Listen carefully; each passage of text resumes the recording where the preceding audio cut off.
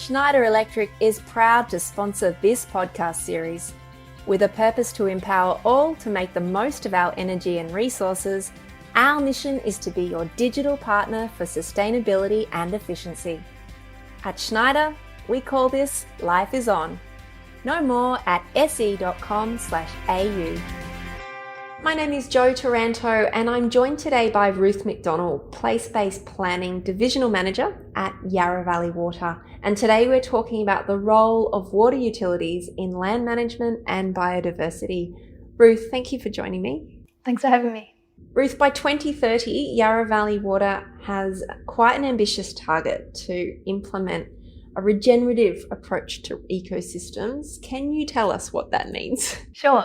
So as part of our 2030 strategy, we wanted to be quite ambitious, and our board and our executive team looked at how we could improve in the environmental space, and they looked at, as you can imagine, carbon targets, circular economy, but biodiversity is another focus area that came up, which showed that we could have significant potential to make change. So why biodiversity? Biodiversity is basically the variety of life in an ecosystem. So, think plants and animals. And it's important not just for habitat, for our air, cleaning our air, for carbon sequestration, for our health and well-being. And unfortunately, biodiversity is declining at rates unprecedented in human history. And Australia does not have a great record when it comes to species dying off. We actually had the first climate change mammal extinction. It's very sad. But recently, just last year, we went to a UN conference and we signed up, this was in China, and we signed up to what's called the Kunming Declaration. And it's similar to the Paris Accord for climate change that was signed in 2015 by 195 countries. And it's setting ourselves up with targets for the future that we're going to, are going to flow right down to a company level. And as you know, companies set targets around, pledges to net zero around carbon.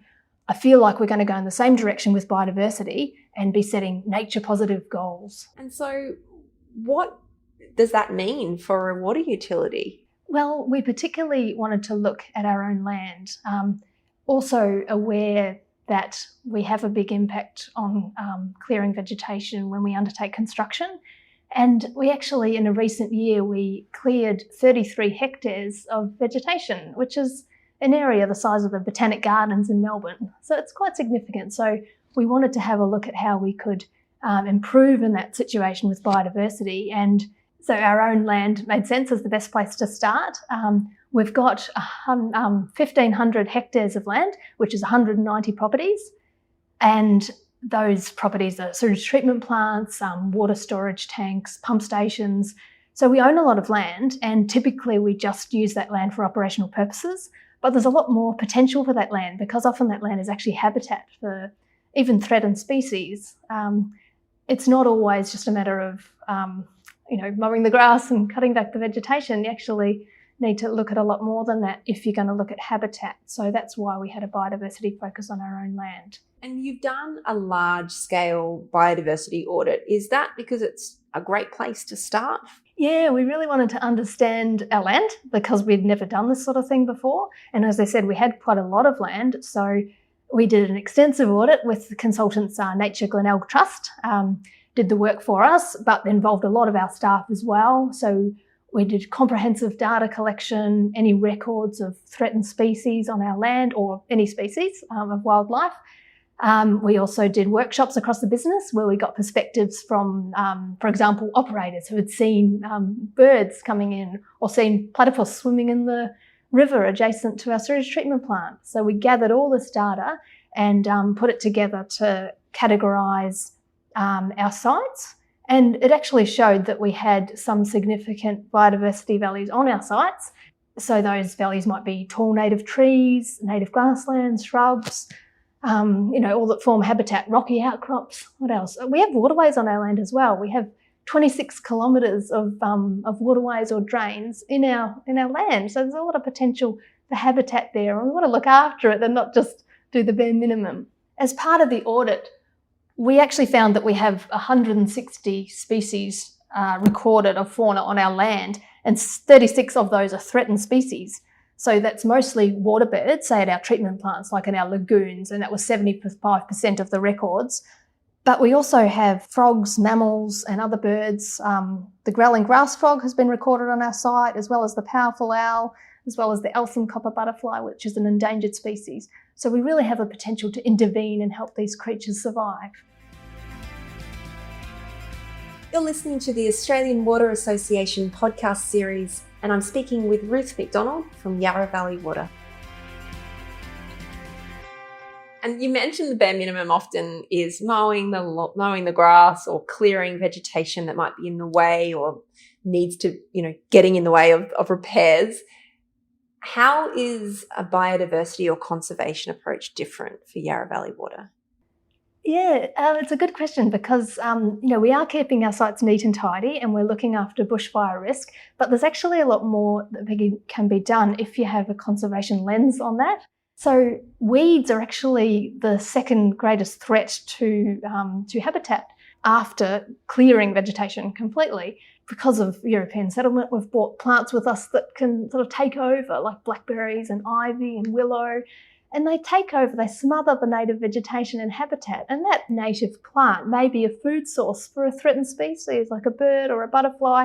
And if it gets taken over by weeds, then you remove that food source and the species can die off. So we can actually play a role if we have that understanding.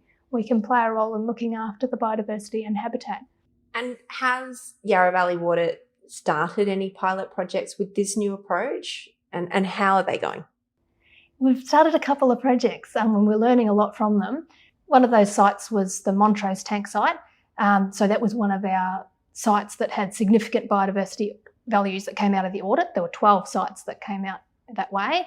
And this site is a tank site and it's cleared around the tank itself, but it's quite a large property and has tall trees, it has native shrubs in the wider site, and it's only 100 metres from the national park, the Dandenong Ranges.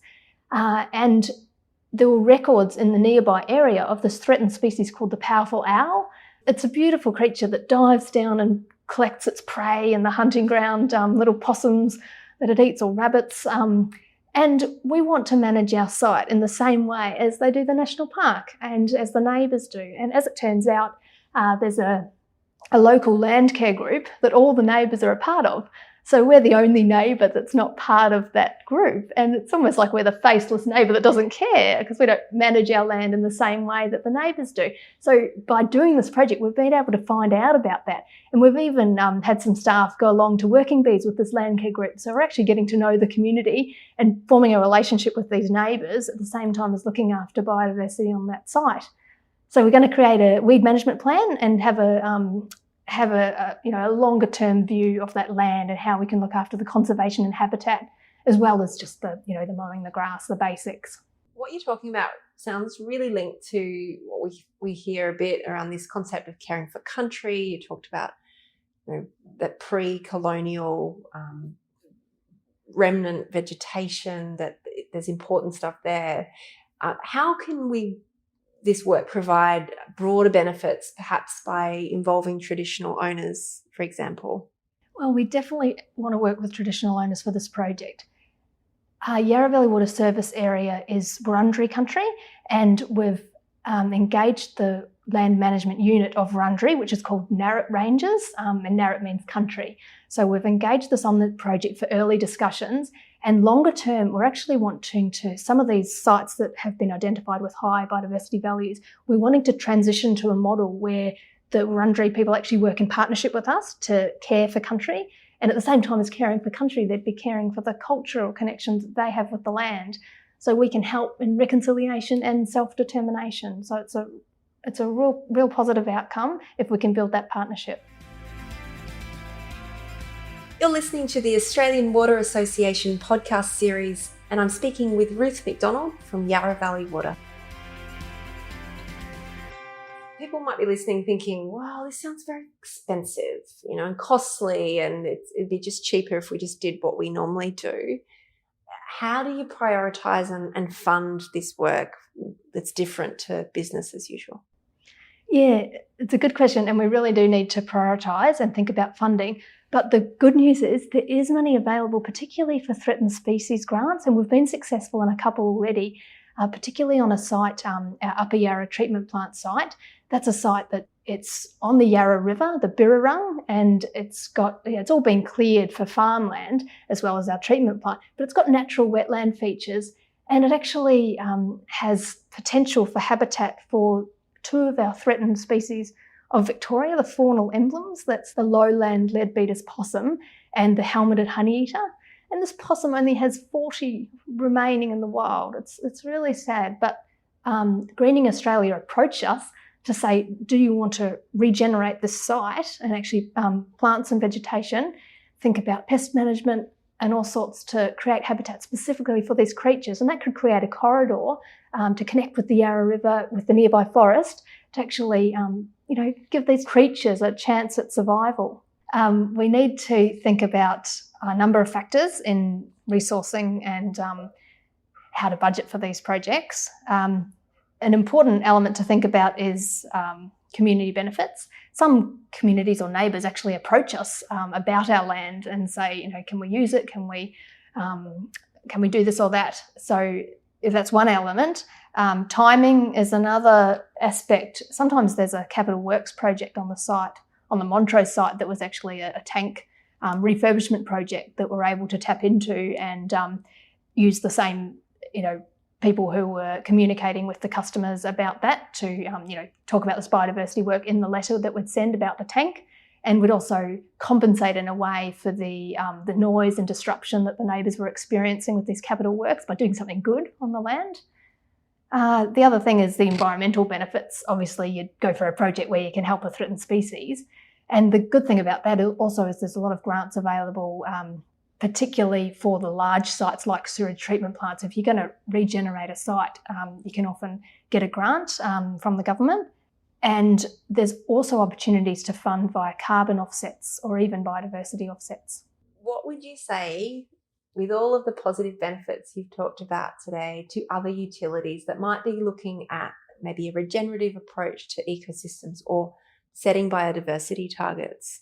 I'd say go for it. I really think there's so much potential that we need to tap into here. And if you look amongst your own staff, you'll probably find people who have real passion for this and have that knowledge of the conservation, and they'd be happy to jump in and help you find those grants that you can apply for to get some funding to do this work.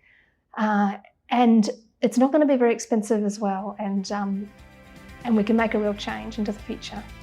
I've been speaking with Ruth McDonnell, Place-Based Planning Divisional Manager at Yarra Valley Water. Thank you, Ruth, for your time. Thanks for having me.